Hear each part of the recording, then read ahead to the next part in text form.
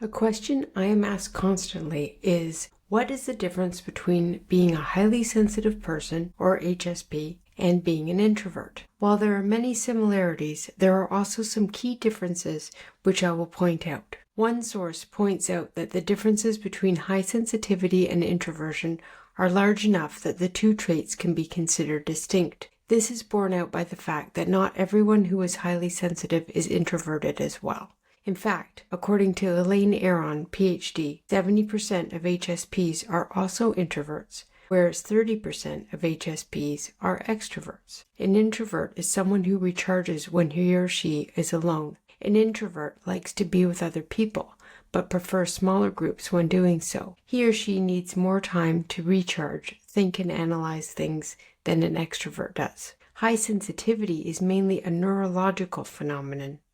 As an HSP, you process stimuli very deeply, making all kinds of connections. For introverts, the starting point is inside. That is where you get your energy from, and that is also where you return when you run out of energy. You must process stimuli from outside before you will respond to them. As an introvert, you are also more sensitive to it than an extrovert. You are easily overstimulated because your brain needs less dopamine, the happiness hormone, than an extrovert. As a result, you have less need to be in constant contact, and you prefer to avoid conflicts. High sensitives are also very sensitive to stimuli and process things deeply. But as an HSP, you can also be an extrovert.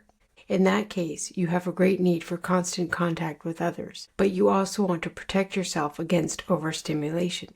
Two opposing forces. The sensitivity to stimuli is slightly different for introverts than for HSPs. Introversion is mainly about avoiding stimuli related to contact with others, while for a highly sensitive person, the sensory stimuli are the most important. The difference between introverts and HSPs is explained like this by introvert expert Olsen Laney. Highly sensitive people are born with a certain cluster of traits that is often described as a sixth sense. They are extremely perceptive, intuitive, and observant, with finer discrimination than most of us. They may stay away from social engagements because they dread the agonizing flooding of their senses. Introverts or extroverts can be highly sensitive. So by now you may be asking, how do I know if I'm a highly sensitive person or an HSP? Elaine, Aron, Ph.D., who has studied the highly sensitive personality for over 40 years, wrote the fabulous book, The Highly Sensitive Person: How to Thrive When the World Overwhelms You. Her research has found that 15 to 20% of the population is what she calls highly sensitive. In short, it means that 15 to 20% of us have highly attuned nervous systems. I describe this state as wearing my skin inside out. We are like cats with big whiskers that reach far out, and our antennae are always on.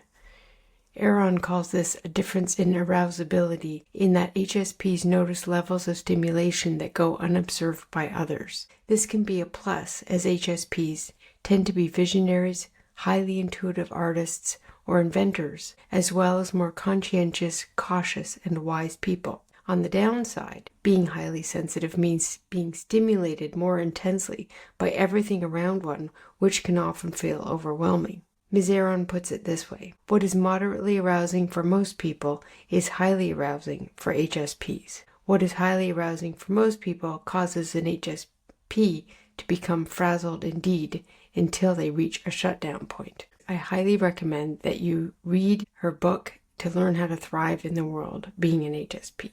And you may also be asking yourself, how do I know if I am an introvert? One of the best books I've read on introverts is called The Introvert Advantage: How Quiet People Can Thrive in an Extrovert World by Olsen Laney. Here is how she explains introversion. Introversion is at its root a type of temperament. It is not the same as shyness or having a withdrawn personality, and it is not pathological. It is also not something you can change, but you can learn to work with it, not against it. The strongest distinguishing characteristic of introverts is their energy source. Introverts draw energy from their internal world of ideas, emotions, and impressions. They are energy conservers. They can be easily overstimulated by the external world, experiencing the uncomfortable feeling of too much. This can feel like antsiness or torpor. In either case, they need to limit their social experiences so they don't get drained. However, introverts need to balance their alone time with outside time, or they can lose other perspectives and connections. Introverted people who balance their energy have perseverance and the ability to think independently, focus deeply, and work creatively. She goes on to say, introverts are like a rechargeable battery.